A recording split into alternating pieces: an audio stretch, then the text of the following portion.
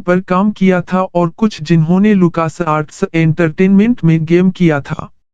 Rocket science ने Musk को एक स्वाद दिया कि सिलिकॉन वैली को प्रतिभा और संस्कृति दोनों के दृष्टिकोण से क्या पेश करना था। कार्यालय में 24 घंटे काम करने वाले लोग थे और उन्होंने यह बिल्कुल भी अजीब नहीं सोचा था कि मस्क शाम 5 बजे के आसपास आएंगे, हर शाम अपना दूसरा काम शुरू करने के लिए। कंपनी शुरू करने में मदद करने वाले एक ऑस्ट्रेलियाई इंजीनियर पीटर बैरेट ने कहा, हम उसे कुछ बहुत ही निम्न स्तरीय कोड लिखने के लिए लाए थे। वह पूरी तरह से अस्थिर था। थोड़ी देर के बाद, मुझे नहीं लगता कि कोई उसे कोई दिशा दे रहा था और उसने वही किया जो वह बनाना चाहता था। विशेष रूप से, मस्क को उन ड्राइवरों को लिखने के लिए कहा गया था जो जॉयस्टिक और चूहों को विभिन्न कंप्यूटरों और गेम के साथ संवाद करने देंगे। ड्राइवर उसी प्रकार की कष्टप्रद फाइलें हैं जिन्हें आपको एक प्रिंटर या कैमरा को होम कंप्यूटर के साथ काम करने के लिए स्थापित करना होगा। सच्चा ग्रंट वर्क।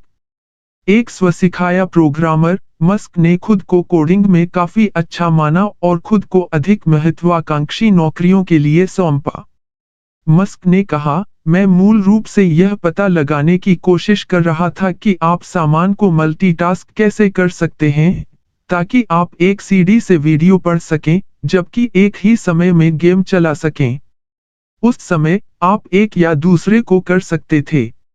यह असेंबली प्रोग्रामिंग का यह जटिल बिट था। वास्तव में जटिल।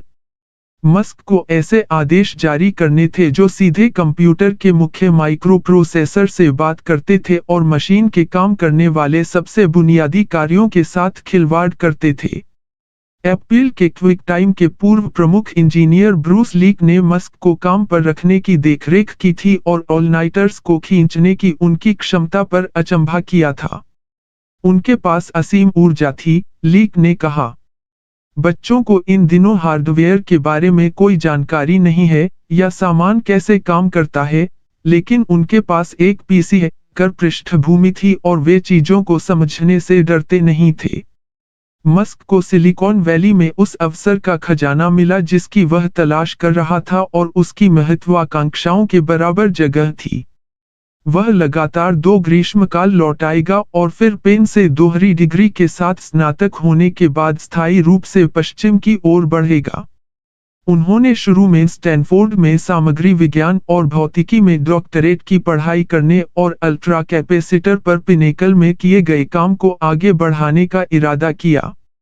जैसे ही कहानी आगे बढ़ती है, मस्क 2 दिनों के बाद स्टैनफोर्ड से बाहर हो गया, इंटरनेट की कॉल को अनूठा पाया।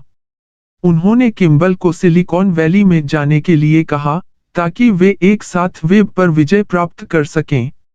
एक व्यवहार्य इंटरनेट व्यवसाय की पहली झलक मस्क को उसकी इंटर्नशिप के दौरान मिली थी। येलो पेजेस का एक विक्रेता स्टार्टअप कार्यालयों में से एक में आया था। उन्होंने एक ऑनलाइन लिस्टिंग के विचार को बेचने की कोशिश की, जो एक कंपनी की बड़ी, मोटी येलो पेज बुक में नियमित लिस्टिंग के पूरक के रूप में होती।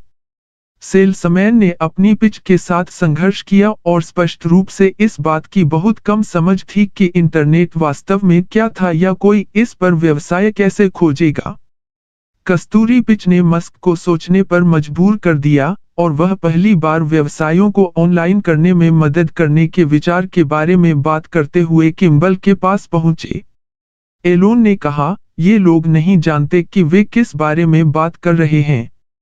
शायद यह कुछ ऐसा है जो हम कर सकते हैं, किम्बल ने कहा। यह 1995 था और भाई ग्लोबल लिंक इंफॉर्मेशन नेटवर्क बनाने वाले थे, एक स्टार्टअप जिसे अंततः ZIP2 नाम दिया गया। ZIP2 की स्थापना और मस्क के अकादमिक रिकॉर्ड के विवाद के विवरण के लिए परिशिष्ट 1 देखें। ZIP2 का विचार सरल था। 1995 में कुछ छोटे व्यवसायों ने इंटरनेट के प्रभाव को समझा। उन्हें इस बारे में बहुत कम जानकारी थी कि इसे कैसे प्राप्त किया जाए और उन्हें वास्तव में अपने व्यवसाय के लिए वेबसाइट बनाने या यहां तक कि येलो पेज जैसी ऑनलाइन सूची बनाने में कोई महत्व नहीं दिखाई दिया। मस्क और उनके भाई ने रेस्तरां, कपड़ों की दुकानों, हेयर